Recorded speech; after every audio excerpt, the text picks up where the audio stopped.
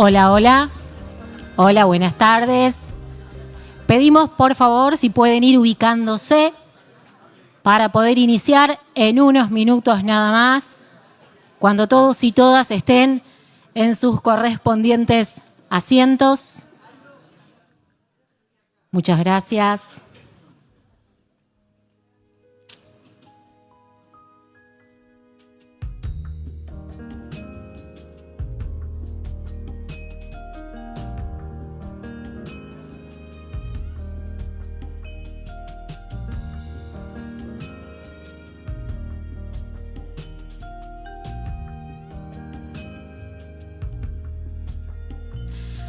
Buenas tardes.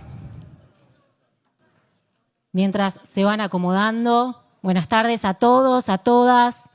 Les damos la bienvenida al conversatorio entrevistando al Papa Francisco para conocer su vida y pensamiento, organizado por Unidos por Francisco. Desde hace un tiempo, un grupo de dirigentes políticos, sindicalistas, autoridades universitarias y referentes de movimientos populares provenientes de diversos espacios y tradiciones han comenzado a reunirse en un ámbito común de reflexión inspirado en el magisterio social, las enseñanzas y el legado del Papa Francisco. No los une una simple coincidencia electoral, sino una convicción más profunda, que el pontificado de Francisco representa una fuente fecunda para pensar el bien común, la justicia social y la cultura del encuentro. En este espíritu y con el deseo de seguir ahondando en su pensamiento, convocamos a este encuentro en el que expondrán un grupo de periodistas que a lo largo de estos años han entrevistado a Francisco y han sabido con sensibilidad y profundidad recoger sus palabras, ideales y sueños. En esas conversaciones el Papa dejó huellas, gestos y esperanzas que pueden seguir iluminando la vida de nuestra patria. Invitamos al escenario al señor rector de la Universidad Nacional de Lanús, el maestro Daniel Bossani.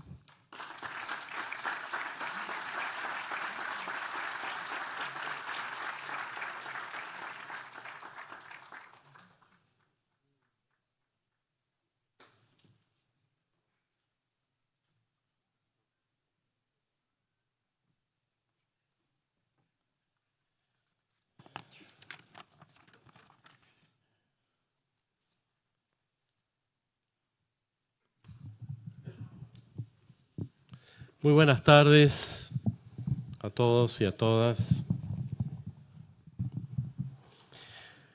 Desde la Universidad Nacional de Lanús queremos darle la más afectuosa bienvenida y el abrazo por este encuentro Unidos por Francisco. Una instancia de reflexión con enorme compromiso. Compartimos junto a estudiantes, docentes, autoridades y referentes políticos y de la Iglesia y de nuestra comunidad. Nos convoca el propósito profundo de mantener vivo el pensamiento de Francisco, una voz que, con claridad y valentía, sigue interpelando al mundo contemporáneo. En tiempos donde, como él mismo señalaba, vivimos en un mundo desordenado y confuso, su palabra emerge con mucha fuerza como una brújula ética, clara, valiente y sobre todo sin eufemismos. Nos acompañan en esta jornada destacadísimos periodistas que han tenido el privilegio de dialogar personalmente con Francisco. A través de sus miradas podremos acercarnos a las múltiples dimensiones de su mensaje, comprender su profundidad y también su impacto en la humanidad. Asumimos con mucha humildad el rol de ser un espacio donde confluyan los diferentes enfoques e interpretaciones del pensamiento de Francisco. Esta es una universidad que no se desentiende de la pluralidad, sino que la abraza como camino hacia una comprensión plena y transformadora. En este marco deseamos destacar y señalar los ejes centrales que seguramente asomarán y que atraviesan el mensaje y la acción de Francisco. Su incansable invitación a cuidar nuestra casa común como expresión de amor por la vida y responsabilidad hacia las futuras generaciones. Su firme condena a las guerras y los genocidios que desangran a nuestros pueblos de todos los continentes, su profundo llamado a la justicia social y al respeto por los más vulnerables y por sobre todas las cosas, cuando nos dice que no tenemos que callarnos, cuando la verdad necesita ser expresada. Este encuentro no debe unirnos solo en la admiración por Francisco, sino también en la tarea urgente de llevar adelante su mensaje en nuestras comunidades, en nuestras instituciones y en nuestro propio modo de habitar el mundo. Queremos dirigirnos especialmente también a nuestros estudiantes, a quienes frecuentemente Francisco se refería. Ustedes son protagonistas de esta época compleja, pero también quienes promueven la esperanza. Como universidad pública tenemos la responsabilidad de formar personas comprometidas con la justicia, la dignidad y el bien común. En ese camino, el pensamiento de Francisco es una fuente imprescindible de inspiración. Valoramos entonces esta iniciativa y particularmente el rol de los pastores, que al igual que en los primeros años del cristianismo, asumen la misión explícita de anunciar las buenas noticias. No es que haya muchas buenas noticias, pero sí la buena noticia es hacer multiplicar al infinito las chispas que enciendan la palabra, los encuentros, los puentes, sosteniendo el diálogo en medio de las tensiones del presente, pero no desde el poder, sino desde la compasión, la palabra encarnada y el testimonio humanista, porque la voz de Francisco es precisamente eso, una guía ética, universal y profundamente humana. Muchísimas gracias y bienvenidos a Unidos por Francisco.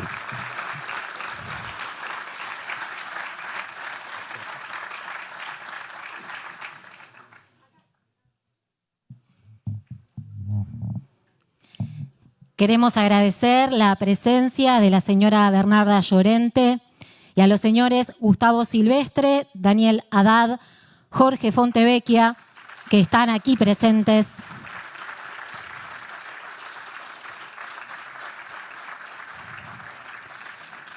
Damos también la bienvenida a la señora Elisabetta Piqué, que nos acompañará de manera remota en este evento. Y ahora le damos la palabra al padre Máximo Jursinovic, que va a actuar como moderador de este encuentro. Muchas gracias.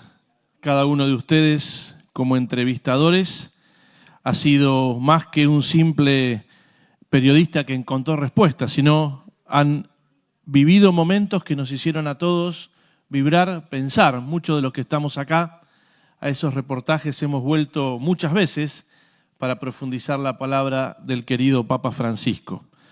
Así que estén aquí es un compromiso también para que esa palabra que alguna vez, como profesionales de la palabra, ustedes lograron, se pueda compartir, se pueda encarnar y sobre todo pueda perseverar en el tiempo. Cada uno de ustedes tendrá entre 10 y 12 minutos, como hemos convenido, para poder compartir su experiencia y al final también haremos a cada uno una pregunta. Como también recién compartía con ellos, le vamos a dar primero la palabra a Elisabetta Piqué, que en horario de Roma nos está esperando, así que vamos a compartir primero la palabra de ella y también le damos la bienvenida. Elisabetta, bienvenida, buenas noches para vos, buenas tardes para acá nosotros.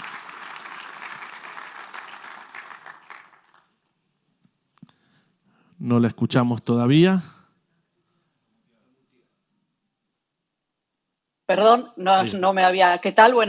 Buenas tardes a todos. Primero de todo, muchas gracias por esta invitación a la Universidad Nacional de Lanús. Saludo a todos los colegas, a los estudiantes que están ahí, a Maxi, y gracias por esta posibilidad de compartir un poco la experiencia que en mi caso creo que va más allá de la periodista, y por eso creo que voy a comenzar más allá de que tuve el privilegio de entrevistar al Papa Francisco como periodista corresponsal de La Nación aquí en Roma hace más de 2 décadas, contar cómo empezó esa relación que iba más allá de ser periodista, porque en realidad las entrevistas que tuve la oportunidad de hacer tenía esa ventaja de que lo conocía y que lo conocía muy bien desde antes. Y por eso contar cómo, siempre cuento cómo empezó ese primer encuentro, que fue en el 2001, febrero de 2001. Entonces,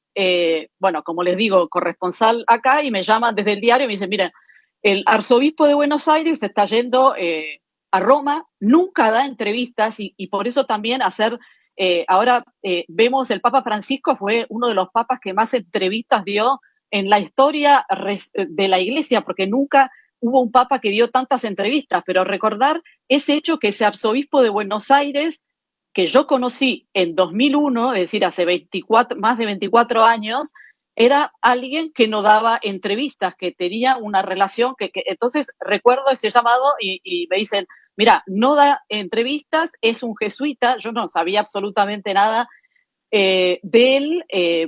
Además de la cobertura en Italia, hago cobertura, venía de la segunda intifada Medio Oriente. Entonces, bueno, recuerdo que lo llamo, estaba parando, como recordarán, en la Casa del Clero de Vía de las Crofa, que es este lugar, este hotel para eclesiásticos que hay en Roma, donde el arzobispo Bergoglio solía quedarse cuando viajaba, que se volvió famoso el día después de su elección porque él volvió a pagar la cuenta, no sé si recordarán.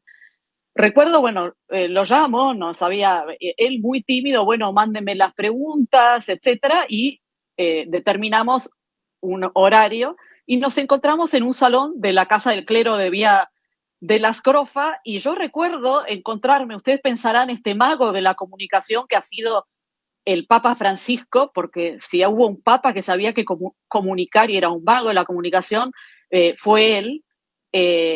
Me encontré con este cura tímido ahí sentado en un sillón, y yo dije, bueno, tengo que romper el hielo. Entonces digo, bueno, para romper el hielo le empiezo a decir, mire, yo en realidad acabo de venir de la intifada, de iglesia mucho no entiendo.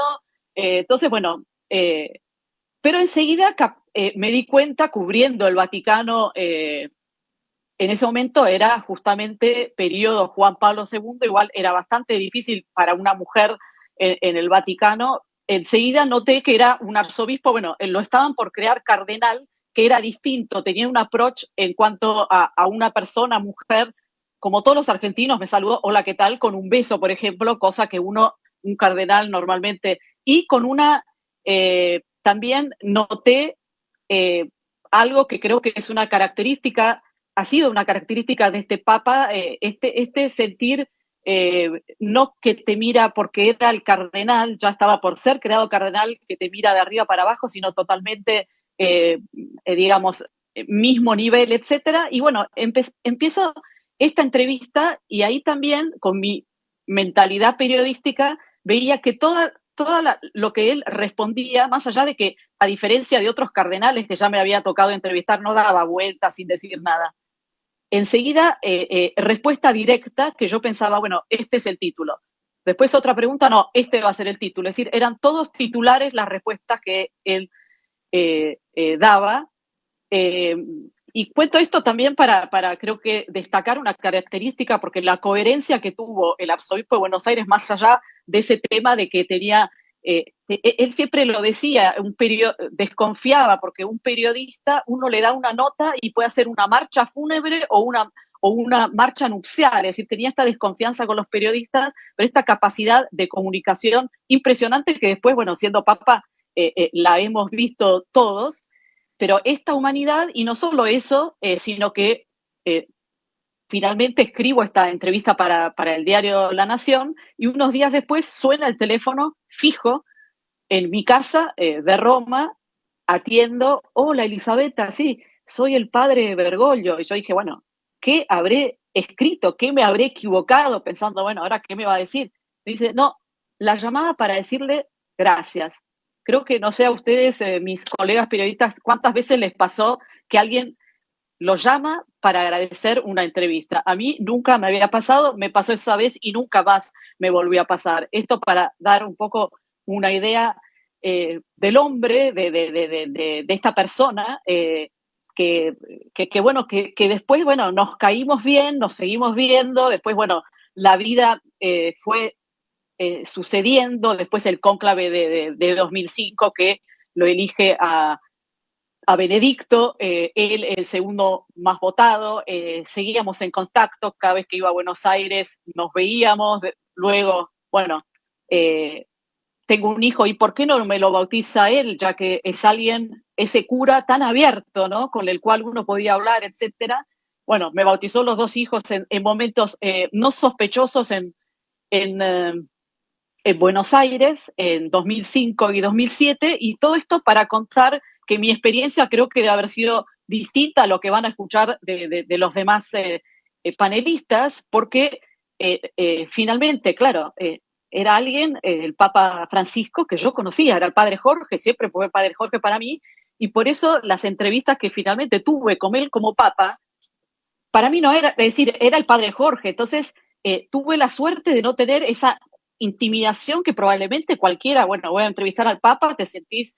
en cambio, era todo, en mi experiencia, una naturalidad absoluta, es más, bastante casi hasta difícil digamos, ahora puedo hablar más libremente porque, bueno, ya ha pasado, pero era bastante difícil también con el diario. Bueno, es más, antes de su elección, el 13 de marzo de 2013, que recuerdo, mi marido, que creo que ustedes conocen, vaticanista, que es el que descubre que realmente tenía posibilidades, él no estaba en las listas de papables, y hablo con el diario la noche del 12 de marzo y digo, miren que Bergoglio puede ser mañana electo. Y me dice, no, bueno, vos hablás porque lo conocés, porque te bautizó a los hijos. No, es información, es decir, una relación también en ese sentido difícil, porque así que bueno, para mí la experiencia fue una experiencia, bueno, evidentemente el destino quiso que yo tuviera esta relación, que conociera a este Papa,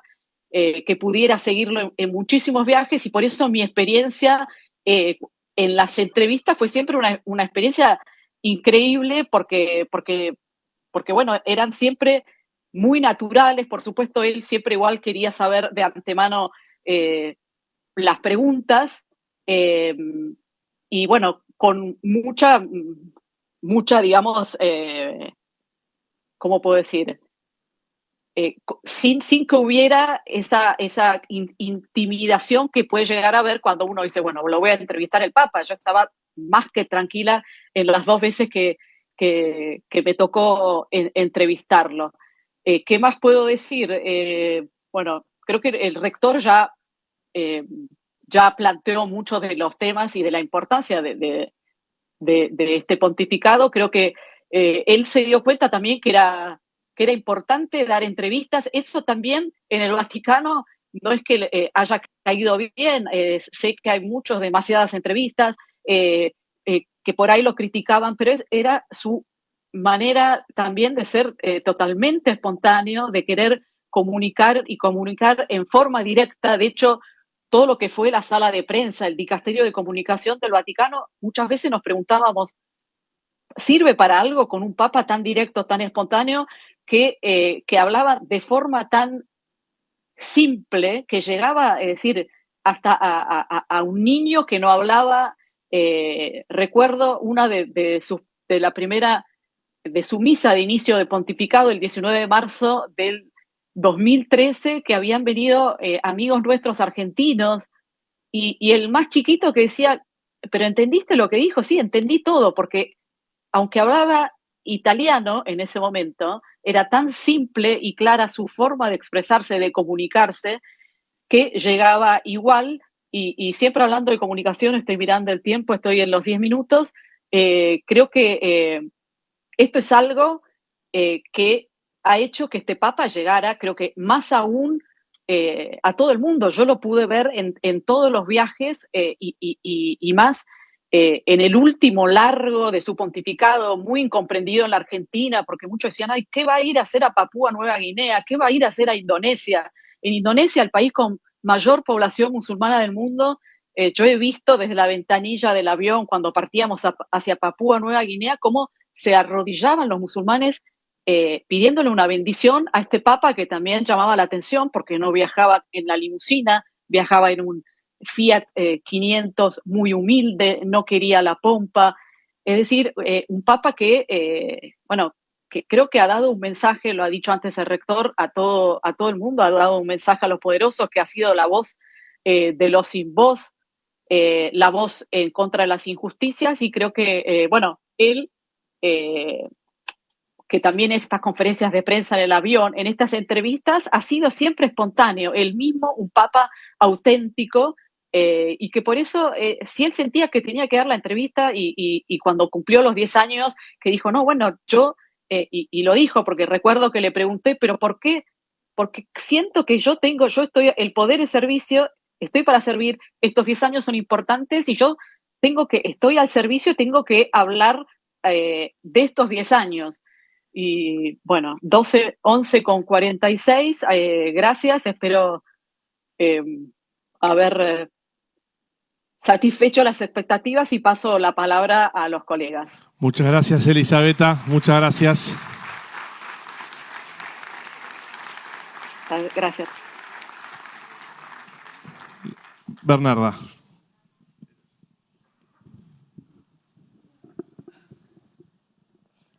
Hola, ¿se escucha? Hola, buenas tardes a todos, a todas. Primero, muchísimas gracias por esta invitación, pero sobre todo por la convocatoria. Me parece muy interesante que en los momentos que vive Argentina estemos apelando al pensamiento del Papa Francisco, que yo creo que en muchas cosas es una brújula. No solo es una brújula, y lo ha sido, espiritual, sino también es una brújula en la construcción de un país que él amó, que sabía que se podía mejorar, y que también Francisco hizo mucho para mejorar el mundo. Quiero agradecer poder compartir este espacio con mis colegas a los cuales respeto muchísimo y han hecho todos un trabajo excelente. Y la quería felicitar a Elisabetta. Los últimos días de Francisco, yo leía mucho sus crónicas, que además desde lo periodístico, del valor periodístico, lo que tenían y se reflejaba era también un gran valor sentimental, ¿no? Un gran cariño por Francisco. Y en eso creo que nos ha pasado un poco a todos, ¿no? Uno no puede poner la distancia entre lo profesional y lo humano. Tuve la suerte, en esto me considero más allá de lo profesional, de conocer a lo que yo considero, por lo menos de esta época, al ser más excepcional en términos planetarios. Y esto puede parecer casi una exageración, y no lo creo, porque creo que Francisco, más allá de todas sus virtudes, que eran muchísimas y en distintos aspectos, lo que hacía era reunir muchas características en una sola persona que eran como únicas. Y sobre todo, además, lo que tenía Francisco era una humildad, una sensibilidad y un manejo del poder que me parece que nos tiene que hacer reflexionar a todos. A mí me gustaría tratar un poco de Francisco y su pensamiento político, porque me parece que tiene que ver con el espíritu de esta reunión, además de que estamos en una universidad, ¿no? Estamos con los jóvenes, que era una de sus preocupaciones fundamentales, ¿no? ¿Cómo hacer para que los jóvenes se comprometieran en lo que fueran, pero sobre todo que salieran de lo que él hablaba de la bulia o de la indiferencia, que eso incluso le parecía mucho más preocupante hasta del individualismo, porque cuando uno es un joven que puede interactuar y puede tener otros intereses y salir de sí mismo, puede ser que encare un camino transformador y de empatía hacia los otros. Yo lo conocí a Francisco antes de entrevistarlo. Tuve la suerte de conocerlo, incluso como me pasó lo mismo, Francisco bautizó a mi hijo, que fue una ceremonia, la verdad que impresionante, que se dedicó, a él le gustaba ser sacerdote cuando ejercía, y la verdad que se dedicó como una hora bueno, lo bautizó, le dio la comunión, la confirmación, todo.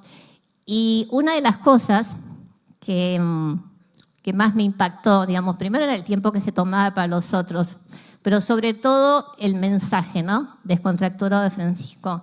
En Santa Marta, lo que él quería transmitirle a mi hijo, que en ese momento estudiaba en Oxford, tenía 22 años, o sea, era un grandote al que estaba bautizando, y Francisco lo hacía de la mejor manera, porque Francisco lo que quería era sumar, ¿no? Sumar en una causa común, sumar en la construcción de un mundo mejor. Y lo primero que le dijo a Francisco, sabiendo sobre todo que desde Oxford siempre puede existir la tentación de construir desde una élite, dijo: este que ves atrás es un perdedor. Mira cómo terminó en la cruz. Se trataba justamente de Jesús y su pelea, ¿no?, para cambiar estos estereotipos entre ganadores y perdedores, y quiénes son los ganadores y los perdedores de la sociedad. Creo que Francisco, políticamente, nos deja, yo ni siquiera me atrevo a hablar de legado, porque cuando lo escucho a Francisco, su pensamiento es muy actual, es muy vivo, porque además él lo fue actualizando permanentemente en estos 12 años de papado. No es que lo actualizó porque cambiara su pensamiento, sino que probablemente haya sido, bueno, probablemente no, Francisco era un gran comunicador y era capaz de usar las herramientas más modernas en esta comunicación. De ahí creo que las entrevistas, ¿no?, porque que hoy toman, ¿no?, tomo lo que decía Elisabetta y el Vaticano, pero hoy las entrevistas que hemos hecho todos nosotros toman una dimensión distinta, porque es la voz directa de Francisco. Francisco como jefe de Estado, también muchas veces, y con los discursos leídos y demás, habló como cualquier mandatario, ¿no?, a través de muchos textos producidos por mucha gente, por equipos. Las entrevistas los que nos ponen es al Francisco más directo, desde su gestualidad, desde su humor, desde sus pensamientos más profundos y además desde su carisma. Porque también lo que tenía Francisco era eso, era un gran carisma en la transmisión, en su humor, en la forma de relacionarse con los otros y en intentar no demostrar nada en cuanto a él, sino básicamente intentar llegar con un mensaje. Creo que desde la política podemos hacer algunos parangones en este momento. Francisco fue el jefe de una estructura, como es la Iglesia, una estructura vertical y jerárquica que hizo esfuerzos enormes para democratizarla, como creo que tenemos que hacer, digamos, en momentos donde cuando Francisco asume su papado, ya las democracias estaban en crisis y la representatividad o la representación de esas sociedades eran un problema. También para la Iglesia. Francisco, la respuesta que dio fue la cercanía. La respuesta que dio frente a estas crisis fue la sinodalidad. Escuchémonos entre nosotros. Porque si nos escuchamos, y si nos escuchamos desde las diferencias, eso es lo importante, no es que nos escuchamos los que pensamos iguales y nos autoafirmamos en nuestras convicciones, si somos capaces de escucharnos desde estas diferencias y construir un colectivo en la acción, finalmente hay esperanzas de construcción distinta. Y creo que esto un poco nos refleja en esta Argentina, ¿no?, y la posibilidad de escucharnos en las diferencias. Y escucharnos en las diferencias no es solo eso, sino también es respetar las diferencias. Él muchas veces habló en la construcción, primero desde la construcción evangélica, ¿no? Donde Francisco cambia muchos parámetros, pero también desde la construcción política, porque Francisco creía en la política, y no hay que tenerle miedo a la política. Francisco creía en la política como herramienta transformadora, y lo que intentaba en realidad era darle no otros contenidos a la política, sino otras actitudes. Él decía, finalmente, dedicarse a la política desde la honestidad y desde la entrega a los otros y poder pensar en los otros es uno de los actos más nobles a los que uno puede llegar, que es la construcción colectiva.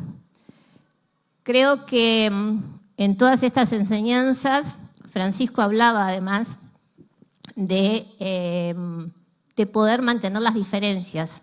Incluso intentó, sabiendo que las soluciones de este mundo en crisis, de una crisis civilizatoria donde Francisco decía no es una época de cambio, sino es un cambio de época, y por lo tanto tenemos que replantear muchísimas cosas, ¿no? Desde la concentración de la riqueza a los mecanismos institucionales que hoy tiene el mundo para poder dar respuestas y soluciones. Y desde este diálogo interreligioso que incluso planteaba, siempre lo planteaba no para uniformarnos, porque lo que él decía, y me parece muy importante también en esta Argentina, es que la globalización de alguna manera y en algunos sentidos ha intentado unificarnos, hacernos iguales. Y Francisco ponía mucho hincapié en la riqueza de las diferencias y decía, uno puede negociar, y ahí vuelvo a la política, uno puede dialogar y uno puede construir, pero sabiendo y estando seguro de cuál es la identidad de uno, no desdibujarse en esa identidad, digamos, hablando no solo de identidades individuales, sino sobre todo de identidades colectivas. Supongo que ya se me está terminando el tiempo, me quedo un minuto y medio.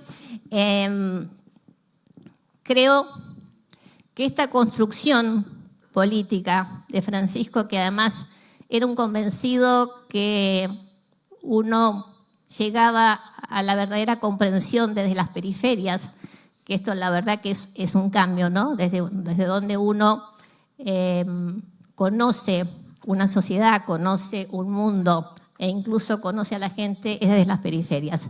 Francisco decía que desde las periferias se conocen al centro y hablaba de periferias geográficas, de periferias sociales, de periferias humanas, de periferias económicas, obviamente, de los descartados y siempre al lado de quienes menos tenían. Y creo, para terminar, que en este mundo donde algunos dicen que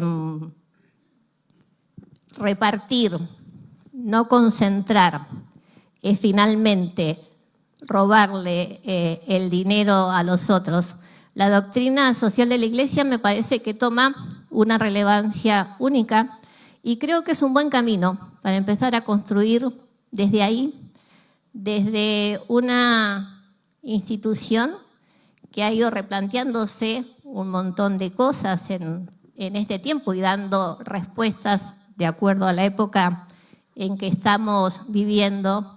Y me parece que lo fundamental para reivindicar su pensamiento y sobre todo su legado es que Francisco decía todos, todos, todos.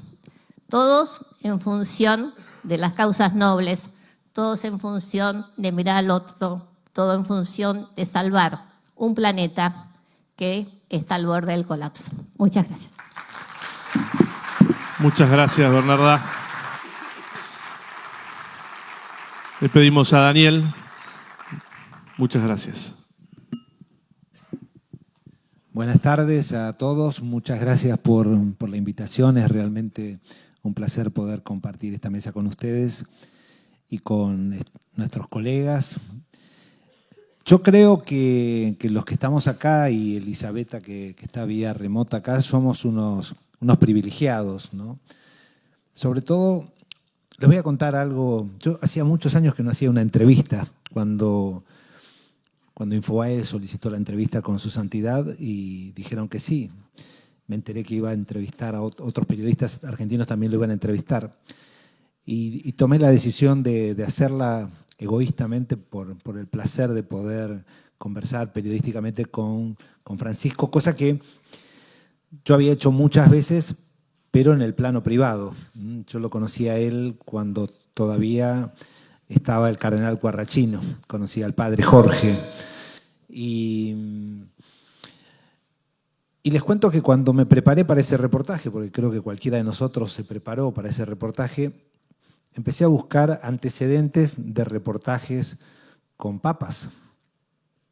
Y me di cuenta que si bien uno puede buscar en Google entrevistas a Juan Pablo II, efectivamente hay una entrevista hecha por una periodista mexicana, muy buena periodista, que se llama Valentina Alasraqui, que era en ese momento de Televisa, hoy trabaja en TV Azteca, que en un viaje que hacían en un avión de Italia, no sé hacia dónde, ¿se acuerdan ustedes que Juan Pablo II fue quizás el papa más viajero del mundo? Viajó 114 veces fuera de Italia y 146 veces dentro de Italia. Y la entrevista de la que todo el mundo hablaba, de Juan Pablo II, duró 48 segundos. Parados en el avión, ella le preguntó dos cosas importantes, obviamente. Una, si estaba cansado, y la segunda es cuál era la expectativa que iba a encontrar en México. El viaje era a México. Y el Papa dijo Guadalupe. Y ahí termina el reportaje. Con lo cual, lo que nos pasó a nosotros, ahora que lo vemos a la distancia, yo soy muy milimétrico con el tiempo, la cronofobia es uno de mis tantos problemas que tengo. Vi cada una de las entrevistas que hizo el Gato, que hizo Jorge, que hizo Bernarda y que hizo Elisabetta. Y yo creo que hice la que menos duró, porque pensé que había un tiempo. Jorge lo entrevistó por 2 horas 30 aproximadamente. Wow, digo, una de las máximas autoridades del mundo, el argentino más importante de la historia, un hombre con mucho poder, nos dedicó a cada uno de nosotros mucho tiempo. Yo tuve la experiencia quizás más atractiva con él en ese momento y como decía Bernarda, ¿no? Cuando pasa el tiempo y uno revive esas entrevistas, empieza a ver cosas que tal vez no vio la primera vez cuando estuvo ahí sentado frente a él. Y a mí me dio la sensación que nos dijo a todos muchas cosas que van a quedar en la historia. Digo, el Papa Francisco seguramente en la Argentina fue más juzgado que oído o leído. Ya pasó, pero no sé, uno entraba a las redes sociales y era el Papa Peroncho, Cuca, K, Facho, lo que sea, depende quién. Y a mí me asustaba eso, digo, pero ¿cómo estamos hablando de la misma persona? Y siento que él se quedó con ganas de venir a la Argentina. En privado él decía, sí, pero estarán dadas las condiciones. Siempre buscaba alguna explicación para no venir, porque temía, no sé si temía, pero sabía que quizás podía generar polémica. Y lo último que quería hacer era generar una polémica más a la Argentina. Yo tengo 4 hijos, la más chiquitita es la más religiosa de todos. Y cuando yo le conté que lo iba a entrevistar, se emocionó mucho y cuando volví me preguntó, y papá, definímelo en una palabra. Y a mí me parece que la palabra que define a Francisco es misericordia, ¿no?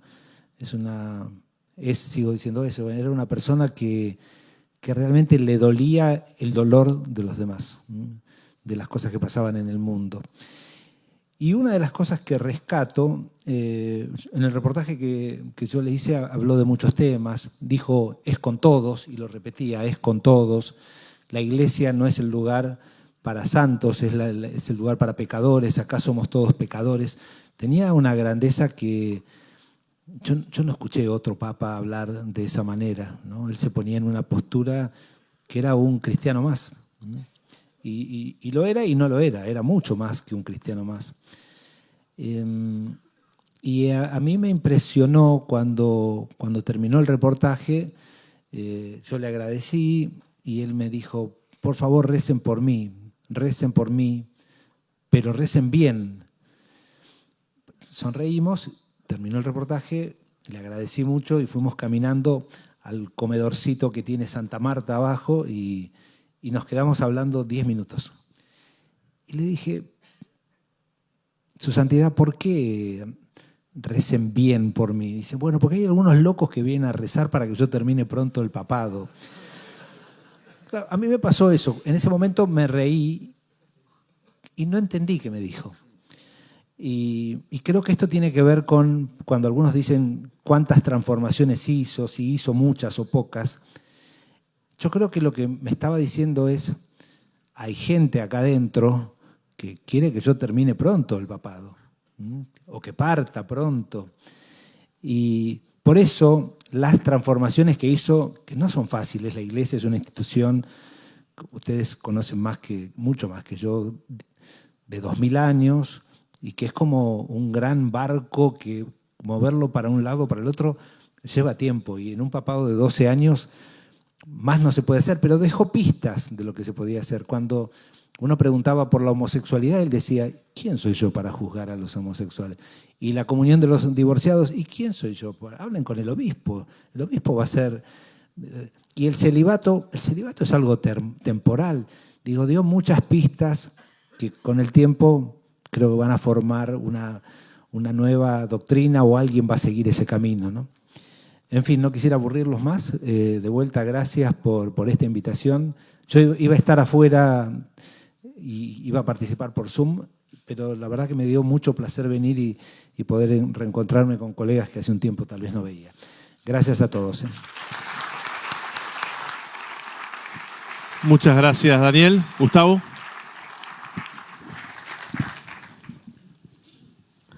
Hola, buenas tardes a todas y a todos.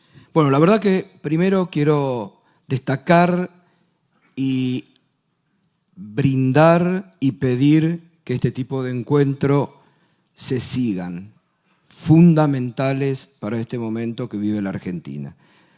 Cuando Monseñor Ojea me llamó, la verdad que enseguida le dije que sí.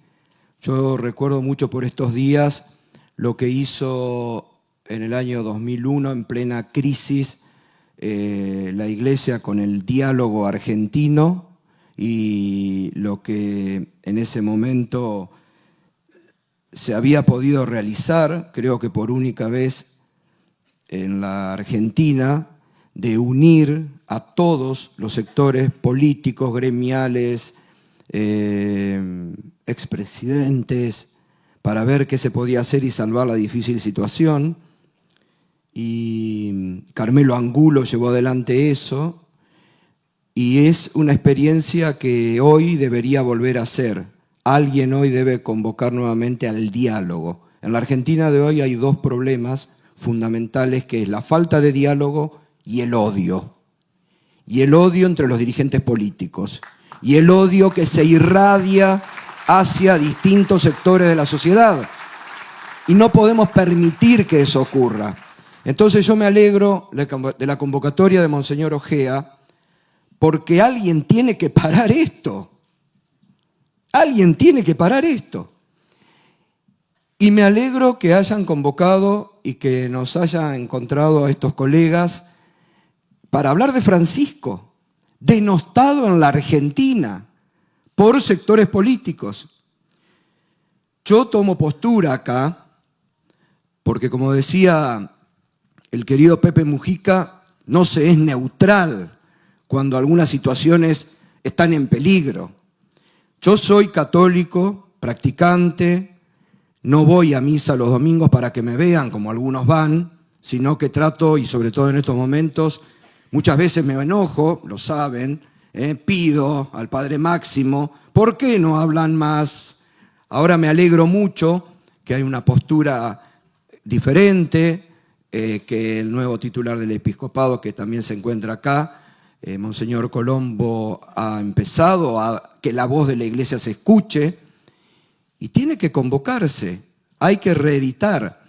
Yo me acuerdo, porque todos vivimos muy de cerca lo que fue la experiencia del 2001, se hubiera podido evitar la crisis si se escuchaba en ese momento la reunión en Cáritas, estaban todos en torno a una mesa, todos, no faltaba nadie. Llegó de la Rúa, le dijeron la expresión, en vez de escuchar lo que le estaban dando una idea para salvar el gobierno, les dijo: están conspirando. Se levantó y se fue. Y eso es lo que muchas veces hacen los dirigentes políticos en la Argentina. No escuchan, no se dialoga. Esto para mí es una locura. No dialogan dentro de un partido. La locura máxima. Entonces, habrá que recuperar el diálogo y habrá que dejar el odio de lado para pensar por una vez en la patria.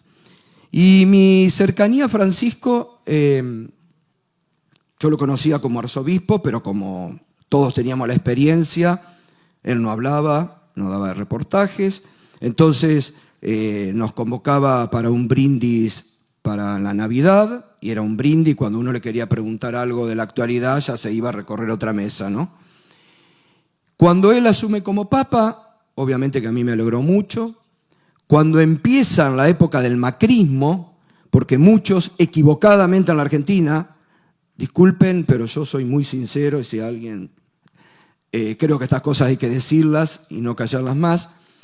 Algunos dirigentes políticos, algunos empresarios, lo empezaban a ir a ver a Roma para transformarlo en el jefe de la oposición a Francisco. Lo quisieron usar, en lo que decía Daniel. Él se sentía que algún sector lo quería usar políticamente y él no permitió que lo usen. A algunos, lo sé muy bien, les respondió: respeten la institucionalidad en la Argentina. Respeten la institucionalidad en la Argentina. Y yo asumí desde la radio y desde el programa una firme defensa de Francisco, que empezaba a ser atacado, como bien dice Daniel, por el macrismo, por los trolls, y lo empezaban a... Era increíble, el Papa argentino que lo ataquen. Bueno, yo no tenía ningún vínculo. En diciembre del 2019, un cura que estaba allá me llamó por teléfono y me dice: Francisco te quiere recibir en Santa Marta. Yo dije: me estás cargando. No, te espera el 6 de enero para la misa privada y después te va a recibir. Bueno, efectivamente, el 6 de enero del 2020, con mi familia, estuve en la misa privada. Y cuando terminó la misa, que éramos muy poquitos, 6:30 de la mañana, y nos estaba esperando en una sala contigua, claro, cuando me vio abrió los brazos y me dijo: gato. Y yo la verdad que se me cayó todo, ¿no? Porque uno estaba frente al Papa y el respeto que uno le tenía, y bueno. Como Elisabetta, cuando me iba, ese mismo día volvimos, y cuando estaba por tomar el avión, me suena el celular y me llama para agradecerme la visita, ¿no? Esos gestos tenía él de humildad. A partir de ese momento quedó una relación vía mail. Y nos escribimos mucho vía mail y respondía. Y cuando llegan y algunas cuestiones que a veces él respondía y otras cosas muy diplomáticamente. Cuando llegan los 10 años del papado, el canal le pide la entrevista vía la embajada, ¿no? Hace una cosa formal. Yo nunca le había pedido una entrevista, me parecía una falta de respeto, abusar de la confianza que teníamos y de ese trato. Y bueno, llegan, le dan la entrevista, no sé a quién se la dio primero, sea Jorge o a Elisabetta, pero pasan la de Elisabetta, la de Jorge, la de Daniel, y no había respuesta al canal. Entonces, un sábado a la mañana, que yo aprovecho, 2 días antes, el lunes se cumplían los 10 años, yo le escribo un correo, le pongo querido padre, me adelanto, yo siempre le decía querido padre, ¿no? Y le digo querido padre, me adelanto al saludo de los 10 años y le ponía, bueno, una cantidad. Y me sorprendió a las 2 horas, porque esto era muy rápido, acá traje algunos porque ahora no tiene nada. Y me pone, señor Gustavo Silvestre, querido hermano, gracias por tu correo, gracias por no insistir, realmente hay gatos educados. Me pone gatos entre comillas.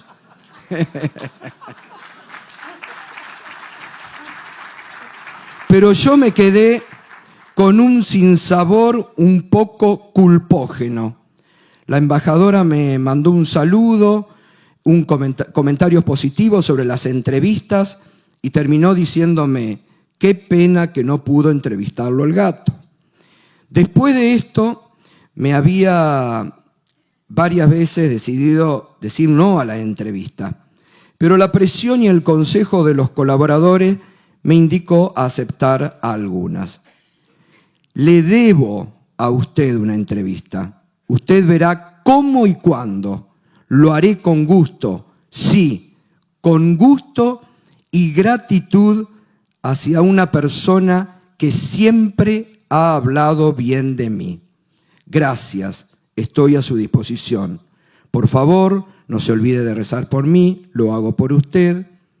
Que Dios lo bendiga y la Virgen Santa lo bendiga. Fraternalmente, Francisco. Bueno, en ese momento empezamos, un sábado era, empezamos a intercambiar, habían pasado ya la entrevista de Jorge, de Daniel, yo dije, esperemos un poco, les vuelvo a escribir, porque aparte todo él, no es que diga, hable con mi vocero, él después decía, pasen por, necesitan cámara, necesitan, pase por la entrada de las campanas, bueno.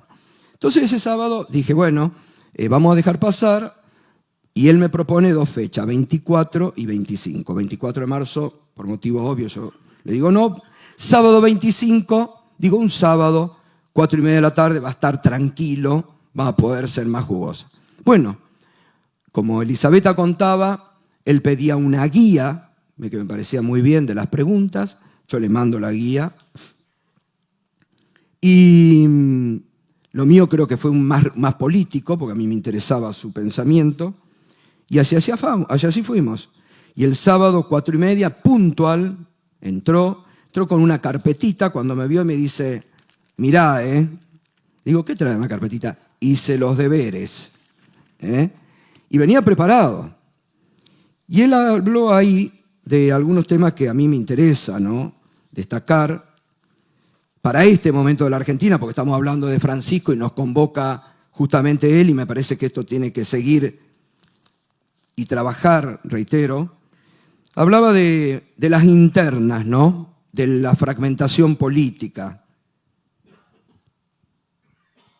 Y él dice, el internismo nuestro es dañoso, a tal punto que el internismo a veces es más fuerte que las pertenencias claves. El internismo destruye la afiliación política. Vos sos radical, socialista, peronista o lo que sea, pero tenés una afiliación política. Pero hay una interna y entonces esa interna va resquebrajando la afiliación política. Lentamente se hacen partidos políticos dentro de esos que no tienen fuerza de convocatoria. Entonces pasa lo de Alemania. Esto fue en marzo del 2023. Francisco advertía a la Argentina, que no lo escuchó.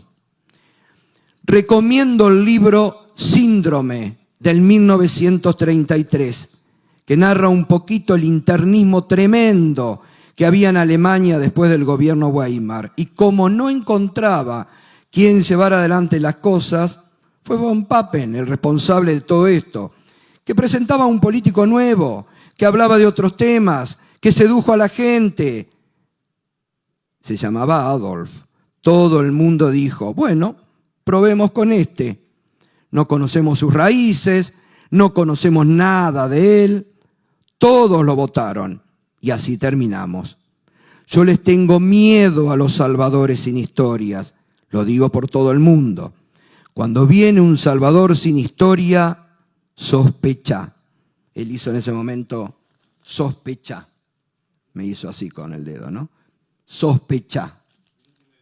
Bueno, ya termino. Nosotros tenemos un Salvador con historia que se encarnó.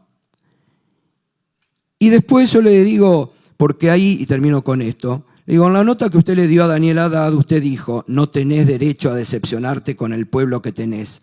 Pensá un poquito en las cosas que tenés y qué hacer para que el país vaya adelante. Y él habla ahí del concepto de patria. Y él dice una cosa muy linda, ¿no? Dice, ¿Vos estás enamorado de tu patria o no crees en tu patria? ¿Perdiste el sentido de patria? ¿Se te murió la patria? A veces preguntémonos qué es ser patriota. Hay un reduccionismo del patriotismo a ideología y eso es malo. El patriotismo es más que una ideología, es la expresión del pueblo. Y él dice, recuerda un poema en ese momento y dice, es triste ser huérfano de patria. Y es un poco lo que nos está pasando hoy en la Argentina, ¿no? Y después, termino con esto respecto a por qué él no venía a la Argentina. En uno de los correos que me trajo algún problema con algún colega que estaba un poco celoso, no con ninguno de los que estaba acá, que son, esto quiero destacar, ¿no? Para que ustedes lo sepan, porque muchos hablan de la grieta entre los periodistas y tanto Jorge con Fontevecchia como Bernarda o Daniel son personas entre los cuatro que tenemos muy buen diálogo, muy buen vínculo, aunque no pensemos iguales, y que Daniel, por ejemplo, cada vez que llega y uno lo pide para ir a tomar un café, siempre Jorge lo mismo. Bueno, con Bernarda nos conocemos mucho más, no hay una relación de amistad.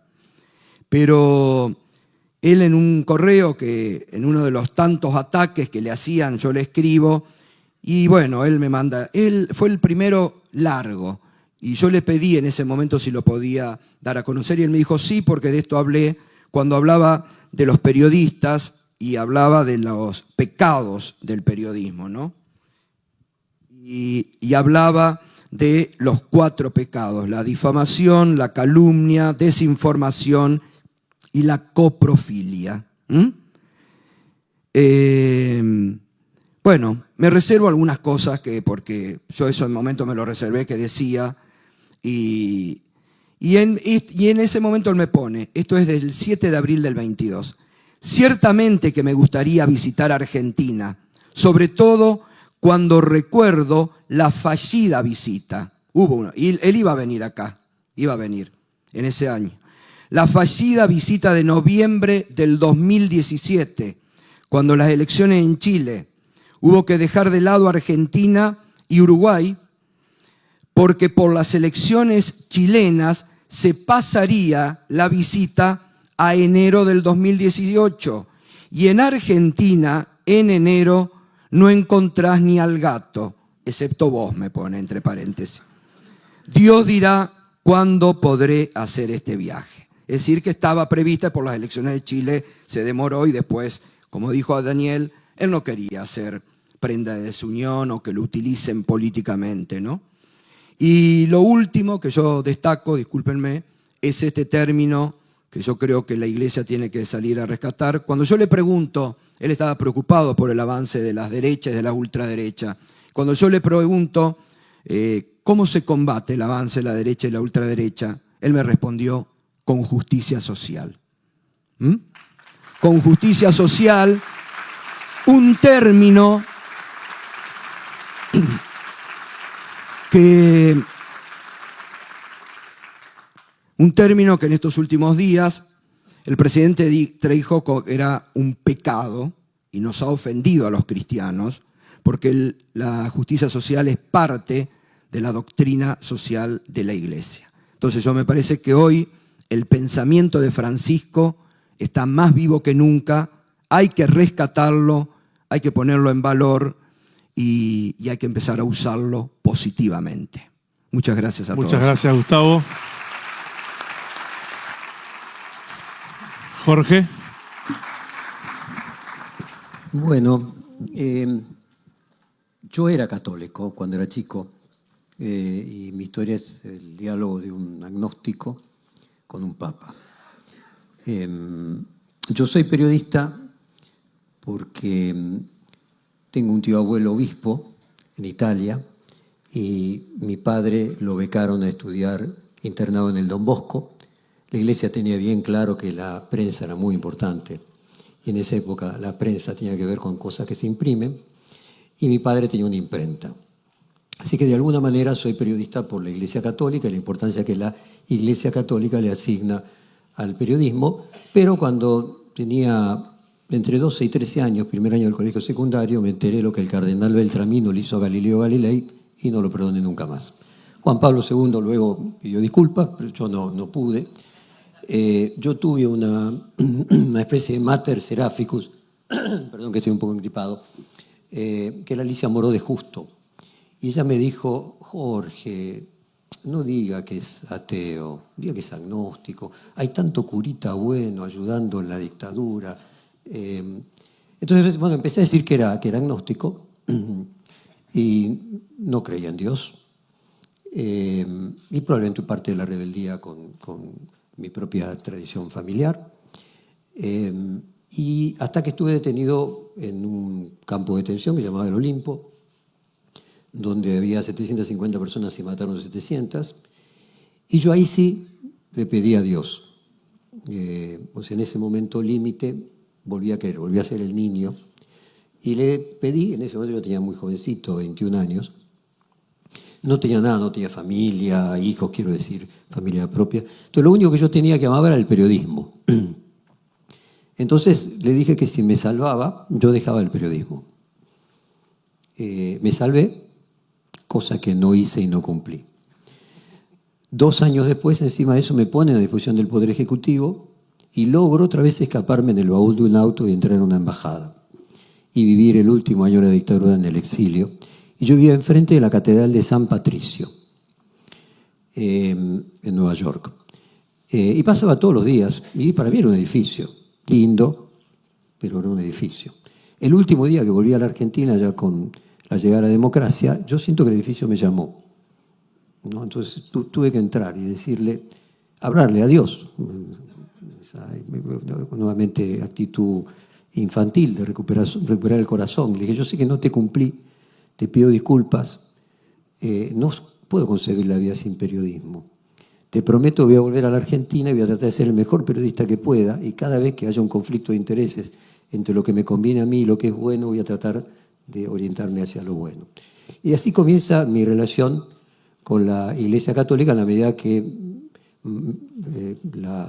cierto grado de importancia en el ejercicio de la profesión empieza a producir conexión. Entonces, las escuelas de comunicación son un fenómeno que comienza en los años 90. El periodismo se convierte en los años 90 en una cuestión académica. Viene primero la Universidad Austral a proponernos hacer un acuerdo, el Opus. Para mí era, ¿qué puedo decirle? Yo no, de ninguna manera, le digo, no, de ninguna manera. Luego viene la Universidad de El Salvador. Cuando viene la Universidad de El Salvador, yo digo, pero nosotros no somos las personas adecuadas. Le digo, somos agnósticos, vayan a la Nación, que ahí los van a tratar bien. Le digo, no, nosotros no esta no es la empresa adecuada. El planteo es, nosotros queremos casualmente que no sea una empresa católica. No solo eso, además nos insistió para que imprimiéramos el Observatorio Romano. O sea, era un tosudo en convertir al otro. A mí, a lo mejor algunos aquí saben, yo hago reportajes todo el tiempo, de manera profesional y habitual, y me parece que es la mejor profesión del mundo. Y recuerdo 2 que me anoté ahí mientras mis colegas hablaban, que era al anarquista número 1 de los intelectuales italianos, a Bifo Berardi, y al filósofo, podríamos decir, número 1, recientemente fallecido, a Gino Vattimo. Gino Vattimo propuso que el Papa sea el presidente de la Cuarta Internacional Comunista.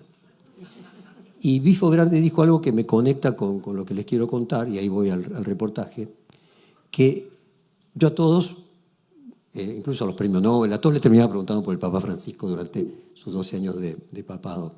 Dicho sea de paso, habré entrevistado 15 premios Nobel de ciencias duras. A todos les preguntaba si creían en Dios, al final todos me decían que sí, todos. Entonces, cuando le pregunto sobre el Papa Francisco, Bifo Berardi me dice, anarquista. Mire, el Papa me hizo creer, y yo ahí dije, me hizo creer, pero no en Dios, sino que hay gente buena. Y me pareció una frase que me desarmaba, ¿no?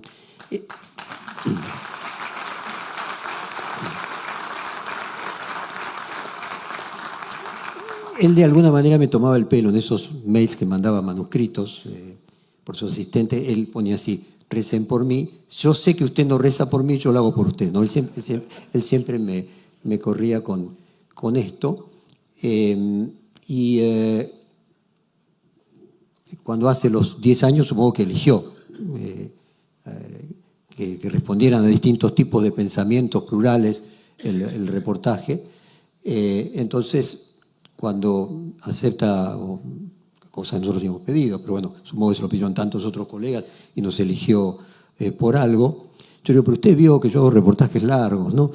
Entonces, sí, no importa. Le digo, bueno, yo le mando, yo necesito 70 preguntas. 70. Entonces le mandé 250. Le dije, usted elija las 70 preguntas que usted quiere. Y él me responde, no, de ninguna manera, elija usted la que usted quiera.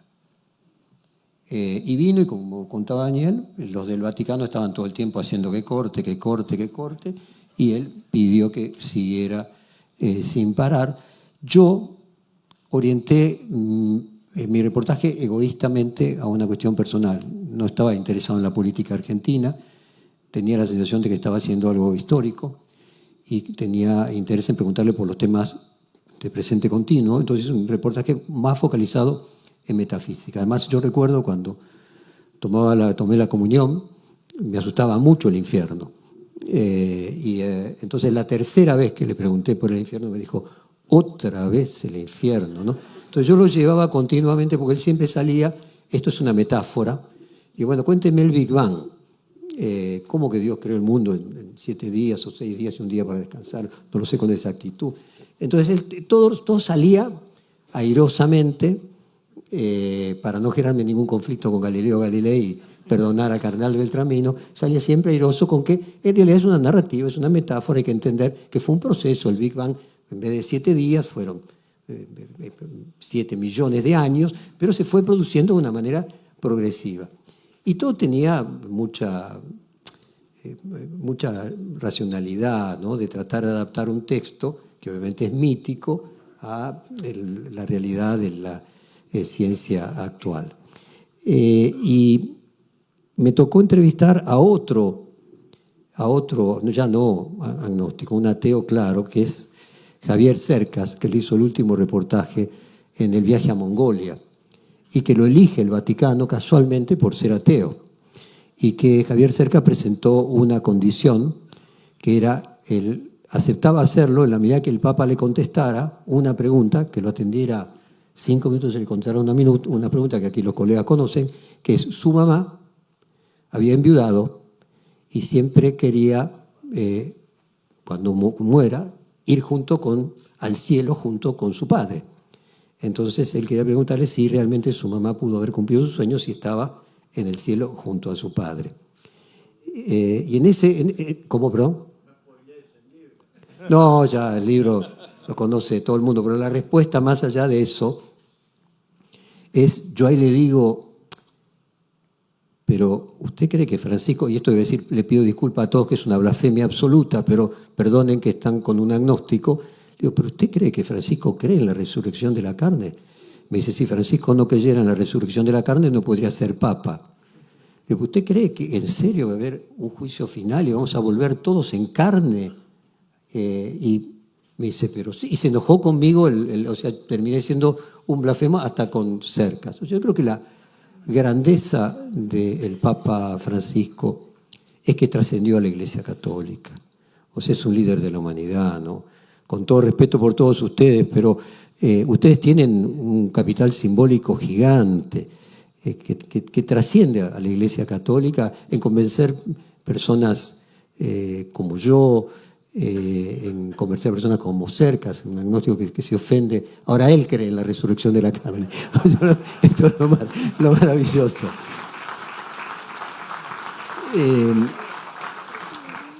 Desde el punto de vista político, sin duda era un político. Cada uno nos decía lo que queríamos escuchar. Cada uno que salía de la reunión con él se sentía que era la persona más importante del periodismo. O sea, cada uno sabía qué decirnos a cada uno exactamente. Era un político, sin ninguna duda, tenía una noción absoluta del poder. Mis primeros contactos con él tenían que ver con los primeros... pido disculpas acá, nuevamente, en mi agnosticismo kirchnerista también, pero en los primeros años del kirchnerismo él se la llevó mal con el gobierno, fundamentalmente con Néstor Kirchner, y hasta lo que fue el conflicto con el campo, la mayoría de los medios no eran críticos del kirchnerismo, salvo Perfil. Entonces ese era el momento en el que yo tenía una relación con él, que como dice el Gato, como dice Daniel, como dice Bernard, era otra persona. O sea, ¿cómo se transformó en esa persona que reía ahí? Bueno, eso es uno de los temas que a mí siempre me interesaban. Entonces, por eso, claro, yo tengo un amigo terráqueo que me decía, es la manija. Cuando vos tenés la manija, a museología hacerlo, cuando vos tenés la manija, la vida es distinta. Y bueno, obviamente los católicos creen en el Espíritu Santo, o sea, viene... Y a mí me pasa con ese hombre que hoy yo veo al Papa actual y digo, ¿qué hace ese tipo vestido de blanco? Vestido de Francisco. O sea, no puedo aceptar que hay otra persona vestida de Francisco, porque para mí el Papa es Francisco. Y para mí el Papa es Francisco porque me parece que no es solo Papa, ¿no? Es un líder espiritual histórico, ¿no? Que obviamente en la Argentina, aquí como decían los colegas, es un punto crucial. Yo armé un debate entre Grabois, que me parecía que era el representante de la escuela económica italiana, ¿no? Porque toda la justicia social comienza con Rerum Novarum, y Rerum Novarum más o menos contemporánea de cuando comienza en Austria los primeros pasos de la escuela austríaca. Hice un debate entre Grabois y Milei, ¿no? Y ahí quedaba con absoluta claridad que Milei pensaba que la justicia social era un robo, que se podían vender órganos. Entonces, bueno, no siendo católico, adhiero económicamente a la doctrina social de la Iglesia y me convierte académicamente en cristiano y en católico. Esto me lo decía siempre Carrió, vos creés. Me dice, vos creés, porque en el fondo vos creés. Bueno, obviamente yo creo que hay una teleología, que hay un orden, que la vida no es caos. También se puede creer en el ser humano, como decía Bifo Berardi. Pues más o menos esa es mi historia personal de la relación con el Papa. Muchas gracias, Jorge.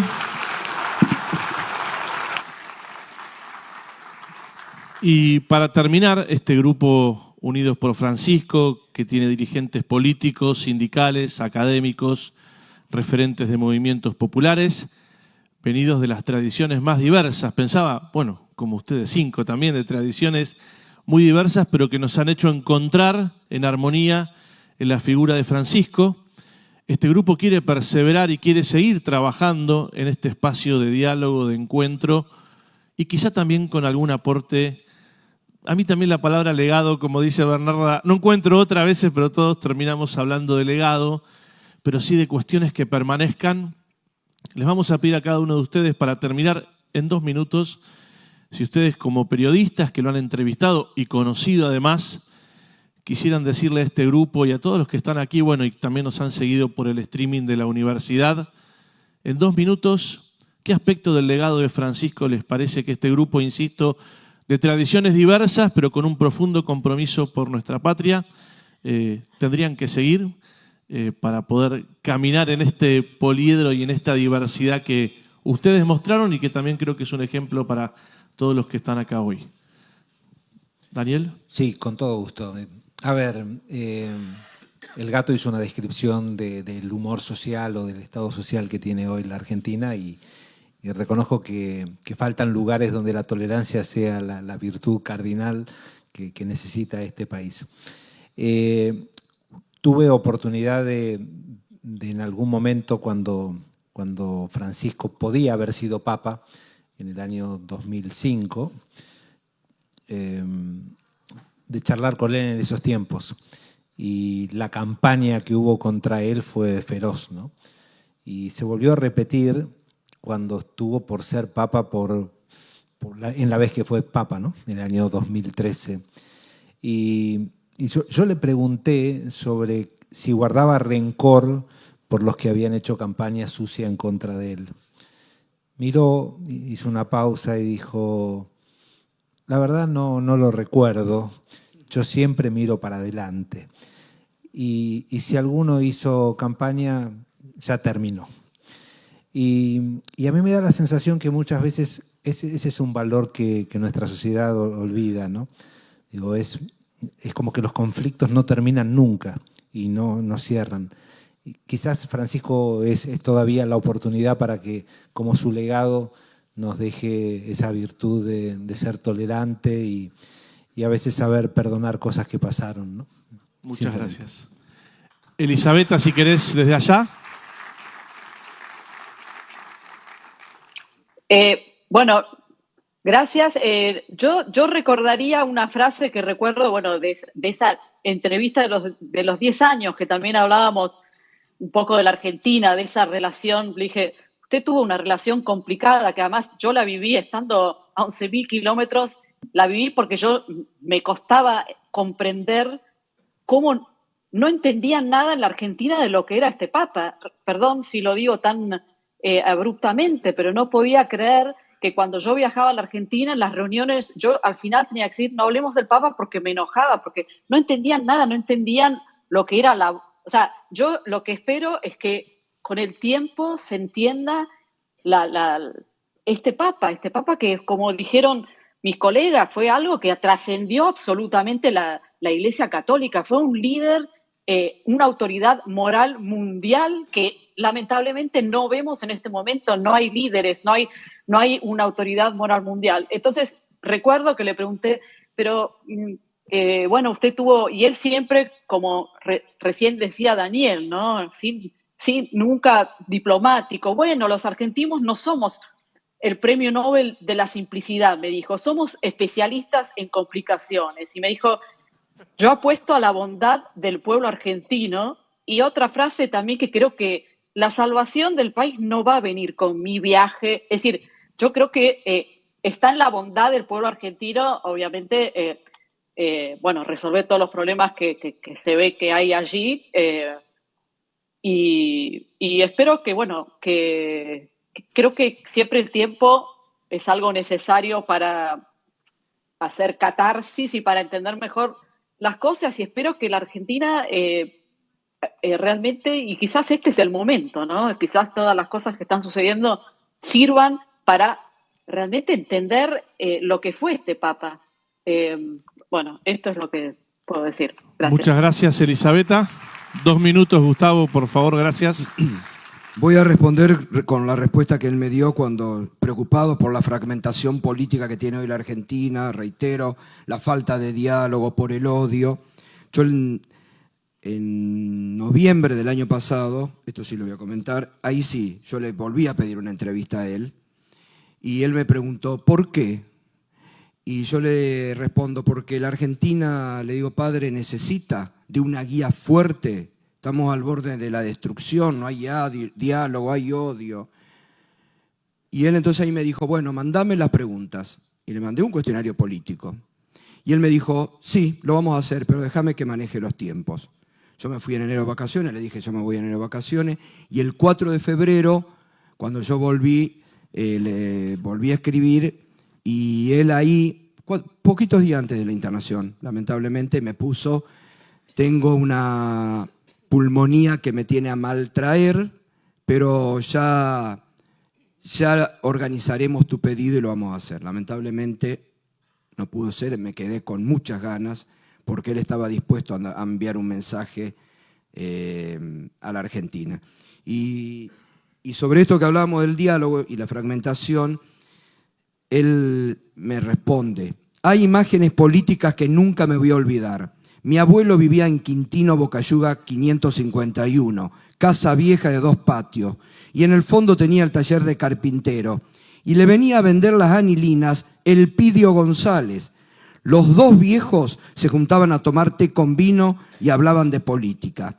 Mi abuelo era radical del 90, se vestía como en aquella época. Salía con polainas, galera y bastón. La pertenencia radical no la negociaba. Yo veía a esos políticos. Fui de chico porque éramos muy antiperonistas, muy radicales en casa. Fui con un amigo al acto de Plaza Francia en el 45 y ahí no quiso ir Rubén Íscaro del Partido Comunista porque no quiso entrar en la trenza de fusionar la identidad. Cuestionable, evidentemente. También quiero mencionar, y estas cosas que se acordaba él, también quiero mencionar a una gran mujer que murió hace poco, era viejita, y venía al arzobispado a venderme nuestra palabra y a pedirme plata para la próxima edición. Adorable la viejita. Era muy esposa de la amiga era muy amiga de la esposa de Mario Cafiero.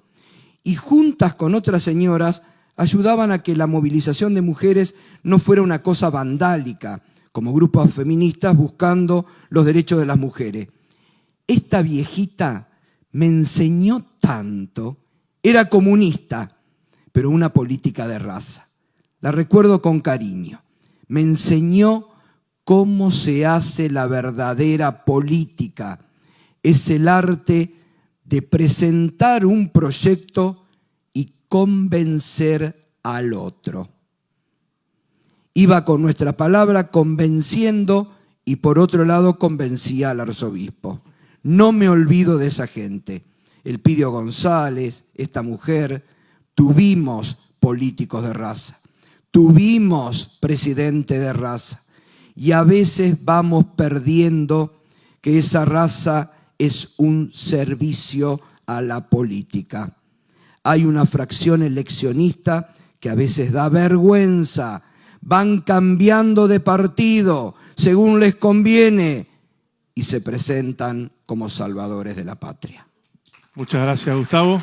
Jorge, y le dejamos el cierre después a Bernardo. Voy a apelar a otro más que agnóstico ateo, a Freud, que no se lleva para nada bien con la Iglesia Católica. Él decía que el Padre muerto estaba introyectado dentro nuestro más que todavía cuando estaba bien. O sea que es verdaderamente el Padre muerto aquel que llevamos dentro para siempre. Así que yo soy muy optimista respecto del legado de Francisco. Salvando las gigantescas distancias, también vi a Alfonsín morir criticado y luego ser reconocido.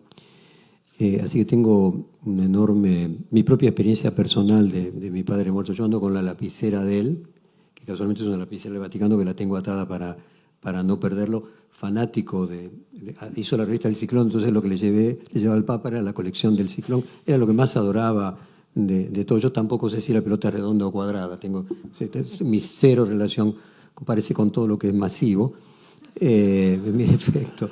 Pero soy muy confiado a que el legado de Francisco quedó dentro de todos los argentinos. No hace falta que haya venido porque está presente siempre. O sea, ahí Lacan, otra vez otro, que no se llevaba bien con la Iglesia, decía que la mayor presencia, la presencia es de la ausencia. O sea, cuando algo se nota que falta, está hiperpresente. Nada más. Muchas gracias, Jorge.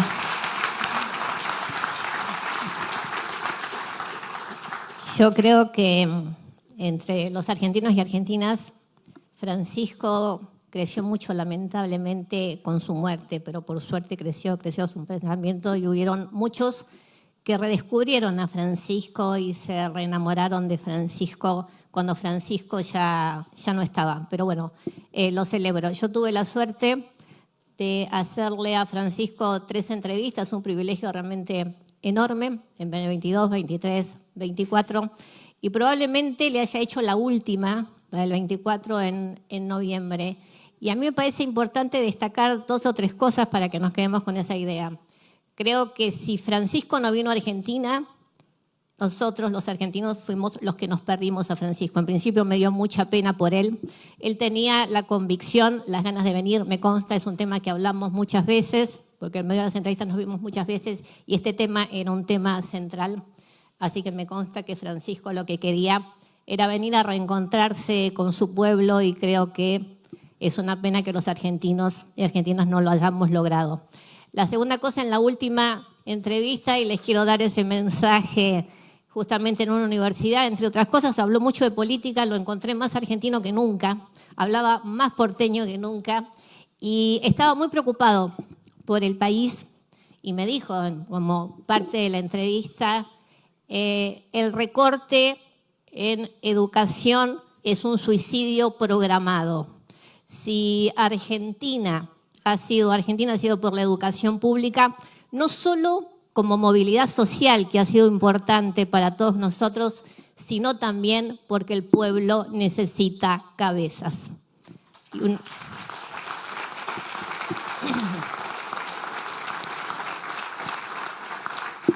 Y eso me parece que hay que tomarlo como parte del legado. Ya cortándola, lo último que me dijo, le dije, Francisco, ¿quiere algún mensaje para el pueblo argentino?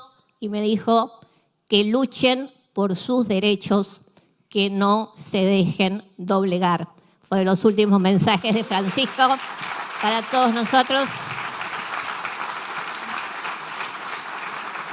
Y yo tengo la esperanza, al igual que todos ustedes, de lo que significa Francisco. Cuando estaba internado le escribí un mail, increíblemente 2 días después que salió de Santa Marta me lo contestó, casi me muero, pidiéndome encima disculpas que él no podía escribir, que escribía a través del secretario. Para mí fue uno de los gestos de amor más enormes, para mí, no personal. Y cuando Francisco murió, sentí que tenía que ir, me saqué un pasaje y me fui de un día para otro. Y lo interesante de haberlo acompañado, la verdad que yo lo quería mucho, lo sigo extrañando mucho, creo que Francisco es único. Me dejó muy tranquila ver en Roma varias cosas, ¿no? Primero, cómo él había tenido la capacidad de pensar hasta su propio funeral, cómo juntó en ese cajón de madera en el sol a los poderosos del mundo, y al mismo tiempo el mensaje de sencillez. Pero probablemente en términos de comunicación, y esto me asombró muchísimo, fue su último gesto, ¿no? El traslado de su féretro, donde no lo hizo con un auto fúnebre, lo hizo con el Papa móvil.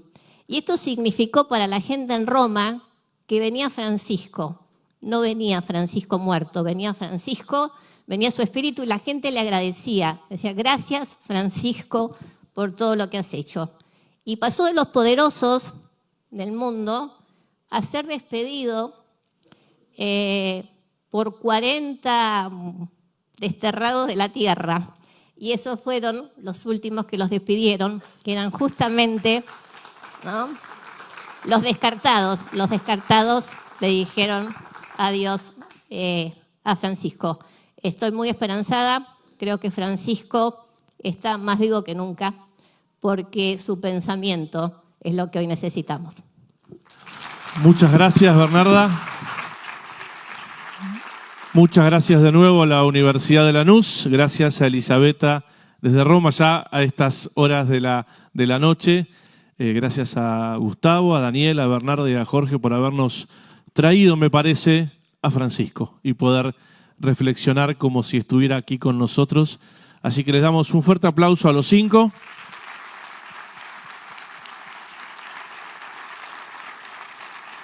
Le vamos a pedir al rector de la universidad que suba para sacarse una foto con los periodistas, y muchas gracias de vuelta a todos por estar. Y el 14 de agosto, Unidos por Francisco continúa su actividad en la Universidad de La Plata para reflexionar sobre la paz. 14 de agosto, seguramente por muchos lugares llegará también la invitación.